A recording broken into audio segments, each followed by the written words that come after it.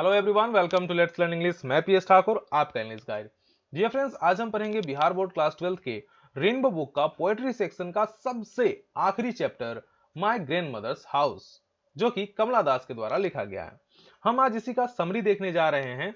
तो और इसके साथ साथ मैं आपको यह भी बताते चलूं कि इससे पहले का जितना भी, चाहे वो प्रोज सेक्शन का समरी हो या पोएट्री सेक्शन का हो, ठीक है, प्रोज सेक्शन और पोएट्री सेक्शन का सारा समरी अपने अपने चैनल पे अपलोडेड है। आप जो है इस वीडियो के डिस्क्रिप्शन बॉक्स में जाइए, वहां पे आपको प्लेलिस्ट मिल जाएगा समरी से रिलेटेड, और बाकी सभी चीजों से रिलेटेड भी मिल जाएगा। एक्सप्लेनेशन है, क्वेश्चन आंसर है, ठीक ना, ग्रामर है, वो सबसे रिलेटेड भी आपको प्लेलिस्ट मिल जाएगा। लेकिन आप समरी वाला प्लेलिस्ट को जरूर खोलिए, और वहां पे जो है आपको सारा इस रेनबो बुक का कंप्लीट समरी आपको वहां मिल जाएगा। जितने भी चैप्टर है सारा का समरी है, ठीक ना, तो आप उसे देखिए। ठीक है, चलिए आगे देखते हैं। माय ग्रैंडमदर्स हाउस, जो कि कमला दास के द्वारा लिखा गया है, उसी का समरी।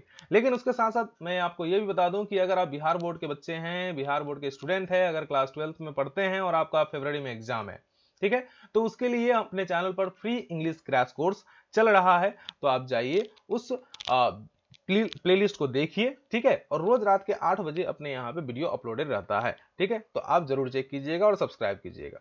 चलिए आगे बढ़ते हैं। कमला दास, ठीक है, तो ये है अपनी कवियत्री कमला दास। इनका जन्म 31 मार्च 1934 को हुआ था, ठीक है, 31 मार्च 1934 को होता है। कहां?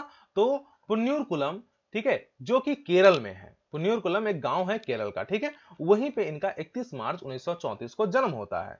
एंड डाइड इन 31 मई 2009, 31 मई 2009 को इनकी मृत्यु होती है पुणे में, ठीक है। ये भारतीय कवित्री थी और बहुत ही बेहतर कविताएं लिखा करती थी। इनको जो है मलयालम लिटरेचर में और इंग्लिश के लिटरेचर में इनको बहुत ज्यादा ख्याति प्राप्त है, नाम प्राप्त है, ठीक है, नामी कवित्री थी। चलिए देखते हैं। My grandmother's house is a beautiful poem composed by a famous Indian poetess Kamala Das. My grandmother house एक प्रसिद्ध भारतीय कवित्री कमला दास के द्वारा लिखा गया एक सुंदर सा कविता है, ठीक है। कंपोस्ट का मतलब होता है रचित, ठीक है। तो माई ग्रैंडमदर्स हाउस एक प्रसिद्ध भारतीय कवित्री कमला दास द्वारा रचित एक सुंदर सा कविता है। In this poem, she remembers the happy days spent in her family home in the sweet company of her grandmother. ठीक है, तो इस कविता में वो अपनी दादी माँ के साथ अपने पारिवारिक घर में गुजारे गए यादगार लम्हों को याद करती है, ठीक है। तो यहाँ पे फैमिली होम मतलब होता है पारिवारिक घर, ठीक है। तो पारिवारिक निवास, पारिवारिक घर में जो वो अपने दादी माँ के साथ जो पल बिताई थी, यादगार पल बिताई थी, उसे वो याद करती है इस कविता के माध्यम से। Her grandmother always showed her love and affection on the poetess, ठीक है। तो उनकी जो दादी माँ थी वो कवित्री पर हमेशा अपना प्यार और स्नेह का बौछार करती थी, बहुत ज्यादा प्यार करती थी कवित्री से, ठीक है, और कवित्री भी अपनी दादी माँ से बहुत ही ज्यादा प्यार करती थी। The poetess says that the house of her grandmother was an abode of love and intimacy, ठीक है। कवित्री कहती है कि जो दादी माँ का घर था वहां पे प्यार, है ना, घनिष्ठता, स्नेह का निवास था। वहां पे मतलब वो दादी माँ का घर नहीं, वो प्यार स्नेह का निवास स्थान था। She enjoyed unstrained liberty there, और वो वहां पे बिना रोक टोक का अनियंत्रित स्वतंत्रता एंजॉय करती थी, है ना, महसूस करती थी। वहां पे वो स्वतंत्र जीवन जीती थी, प्यार से स्नेह से भरा हुआ जीवन जीती थी। लेकिन after her marriage, the poetess moved away from that house, but her married life is not as happy as it was in the company at her grandmother, ठीक है। तो लेकिन शादी के बाद कवित्री को अपना वो घर छोड़ करके जाना पड़ा। तो भारत में ऐसा देखा गया है कि महिलाओं को क्या होता है कि अपने शादी के बाद उनको अपने पति के घर चला जाना पड़ता है ना। तो after her marriage the poetess moved away from that house, ठीक है, उस घर से वो चले जाती है।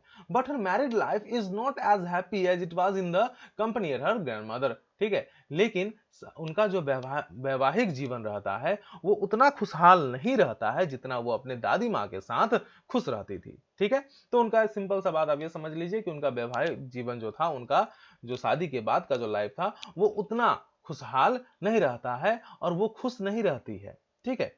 So she becomes nostalgic about the love and her grandmother's house, और इसीलिए वो अपनी दादी माँ का घर और दादी माँ का प्यार के लिए वो उदासीन हो जाती है, ठीक है। उसे मतलब याद आने लगता है अपने दादी माँ का घर, अपने दादी माँ का प्यार, ठीक है, वो जो वहां पे अनियंत्रित जो वो लिबर्टी, जो स्वतंत्रता को वो एंजॉय करती थी, उसे जो है याद आने लगता है कवित्री को। ठीक है, अब देखते हैं यहाँ पे। Now the grandmother of the poetess is no more. अभी जो कवित्री है उसकी दादी माँ अब इस दुनिया में नहीं रही।